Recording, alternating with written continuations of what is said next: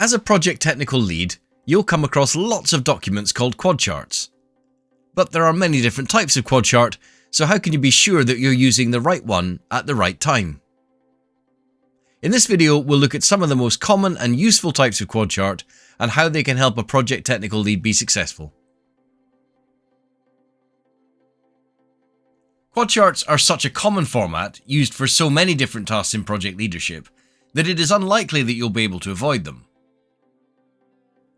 In fact, since being developed by US government agencies over 30 years ago, they've become widely adopted by other governments, industry and funding agencies, mainly because they've been shown to be so useful. So they're definitely worth adding to your skill set. At its heart, a quad chart is very simple. It's just a page split into 4 sections. And these are used to help summarize key aspects of a project, to help break down complexity, highlight key information, or as an aid to decision making.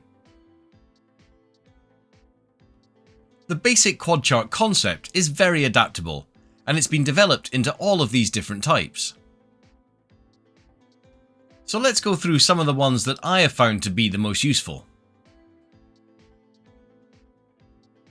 The original quad chart was the proposal quad. This was developed as a simple way to summarize the key information in proposed projects so that many different projects could be reviewed and considered together. Proposal quads commonly use the 4 sections to summarize the problem, list the features of the proposed solution and its benefits, and then a section dedicated to the rough order of magnitude costs.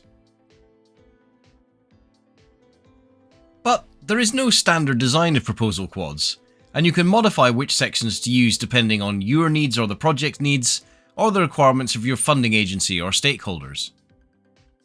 Sometimes there are sections given over to the objective of the project, and the quad chart sections can also contain Gantt charts, illustrations, lists of milestones, or a description of the proposed final output.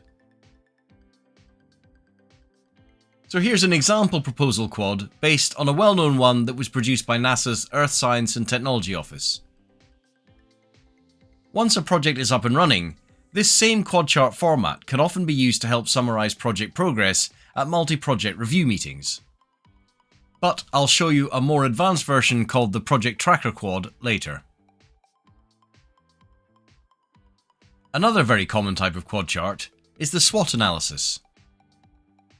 In this format, the quad chart sections are used to group together strengths, weaknesses, opportunities, or threats, hence why the SWOT analysis got its name. This approach is very powerful, and it can be usefully applied to organizations, teams, technologies, or research projects. And a common method of implementing this approach is to use a brainstorming session to gather key headings in each area at the outset, and then afterwards the document remains live so that existing aspects can be monitored over time and new ones can be added. Another useful quad chart for project technical leaders is the Eisenhower Matrix. In an Eisenhower Matrix, the quad chart splitters are repurposed as axes estimating the urgency and importance of project tasks. So when you're reviewing project progress, you place the various tasks onto the chart at locations corresponding to their urgency and importance.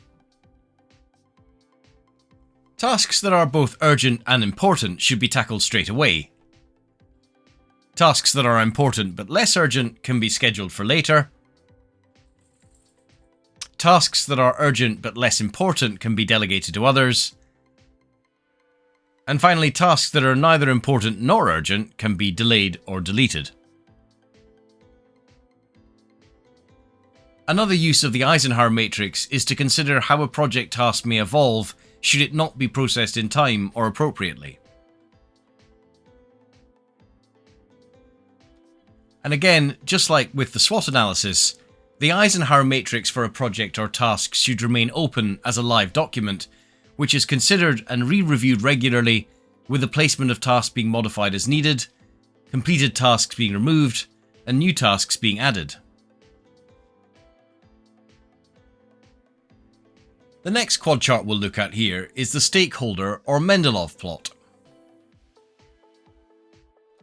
Just like with the Eisenhower Matrix, the quad chart splitters are replaced with axes, but this time these indicate the interest in the project and the power associated with the various stakeholders.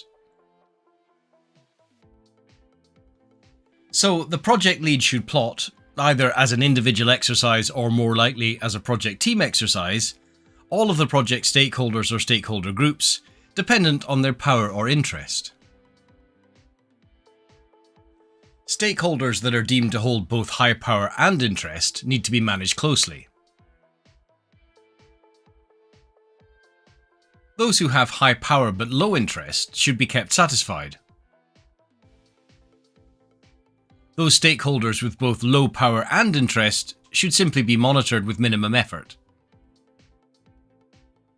And finally, those who have high interest but low power should be kept informed, but not necessarily consulted about project developments or strategy.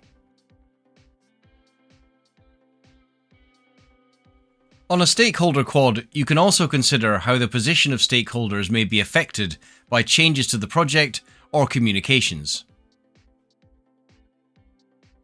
And as with many of the quad chart examples here, the stakeholder matrix should be considered a live document, and if stakeholder positions on the plot are changing, then this should cue the project lead to try to understand why, and to modify engagement with those stakeholders as necessary.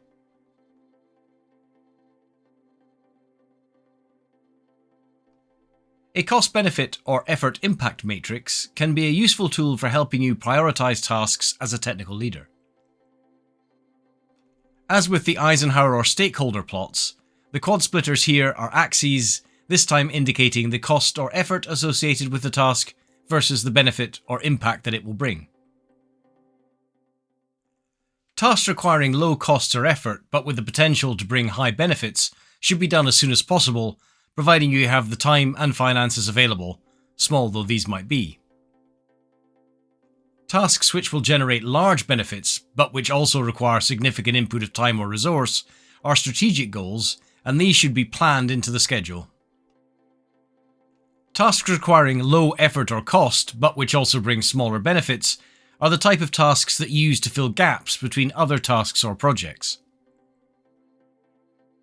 And finally, tasks which are high cost or effort and which will only bring small benefits should be carefully reviewed to test whether they're worth the investment at all, or whether they should be deleted or held in reserve for the very rare situation where they're simply the last task standing. The most common situation is, though, that these tasks are simply deleted. A Moscow plot is a very useful tool to use when you're working with stakeholders on a project to identify and capture the requirements. The Moscow plot helps divide the stakeholder aspirations into facets that the output must have in order to be successful, as opposed to things that, if possible, it should have or could have, and it also helps identify aspects that are out of scope, that is, the things that the output will not need to have. The name of the Moscow plot comes from the initials of the four quadrants: the must, should, could, and won't. For some small and simple projects, there may be enough detail on the Moscow plot to allow you to complete the project. But for larger research projects, it may be necessary to use the Moscow plot as a starting place to write a formal requirements document. As a project technical leader, you don't want the goalpost to be moved unexpectedly. Therefore, it's important to make sure that the stakeholders agree the contents of the Moscow plot and the resulting requirements document, and that these are kept as documents of record for the duration of the project. If you or other stakeholders want to change the requirements or add new ones, then this needs to be done carefully and with the agreement of all the relevant stakeholders.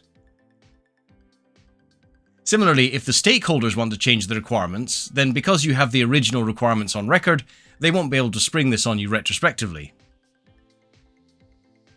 Changes to requirements can have significant impacts on the project, its costs, or its probability of success.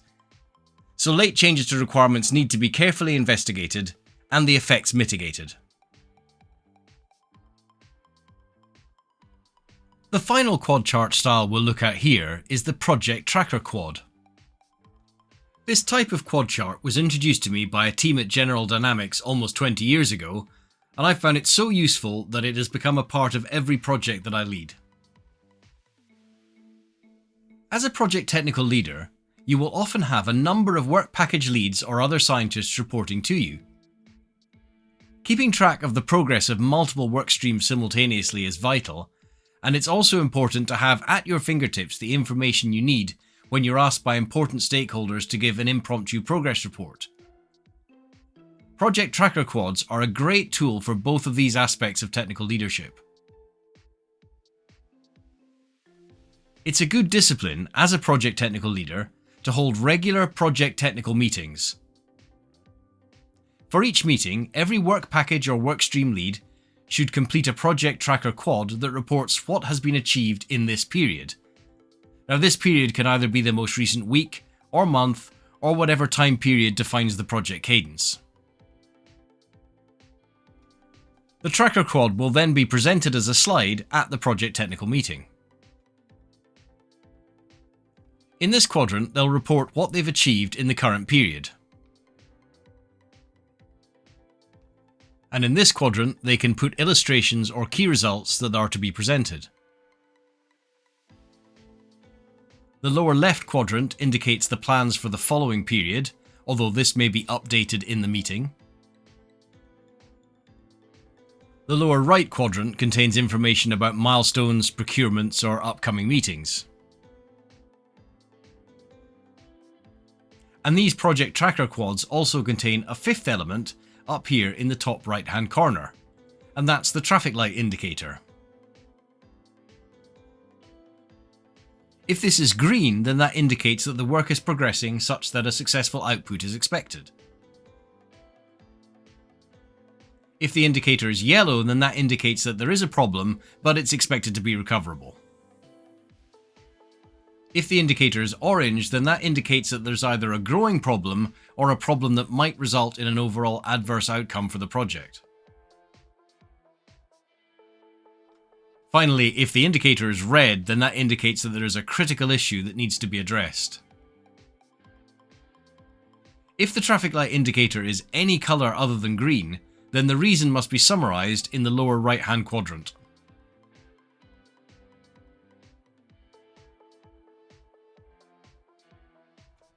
Every work package or work stream lead should keep a slide deck containing all of their tracker quads related to that project. These then contain a potted history of the technical developments in each work stream. As a project technical leader, you can then easily review these when you need to give a quick update on the progress of either the whole project or any part of it. In particular, the traffic light indicators give you a very quick summary of the probability of project success. If a work package or work stream lead needs to put in more illustrations to support their progress in any period, then they can insert additional slides between the main project tracker quads. This can be very useful as it helps ensure that work package leads are thinking about how best to illustrate their progress or success and how they can communicate it to a stakeholder audience.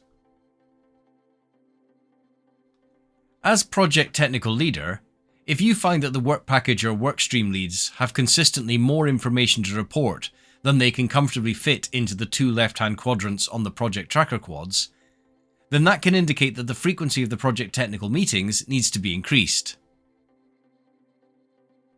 And another key benefit of these tracker quads is that they make the work package or work stream leads think about the key aspects of their part of the project from a big picture perspective, and this can help them move their focus out of the deep technical detail. Now, that's not to say that the deep technical detail isn't important, because it is, but it's always useful to help project leads ensure that they don't lose visibility of the big picture. In this video, we've gone through a fair number of different types of quad charts that might be useful to a project technical leader. But each one of these is a tool that needs to be used in the right place in a project. So when might you find each one of these quad charts useful? We train project technical leadership based on an iterative cyclical approach. And using this approach, as a project technical leader, you might find the SWOT analysis and proposal quads are most useful tools when you're deciding which projects you might propose. Then, once the program has started, you might find that Moscow or Stakeholder quads are useful when you're considering the project requirements. Eisenhower Matrices, Effort Impact, and Cost Benefit quads are useful at the selection stage when you're making decisions about how a research or technical project will progress to the next stage. And Project Tracker quads are useful at every stage to help you monitor the progress of the project.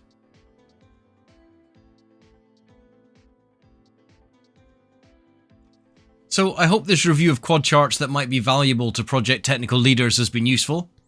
Obviously, this has been a really brief summary, but if you attend our project leadership training, then we'll go through all of these and much more in greater detail, as well as helping coach you in how best to apply them to the projects you are working on.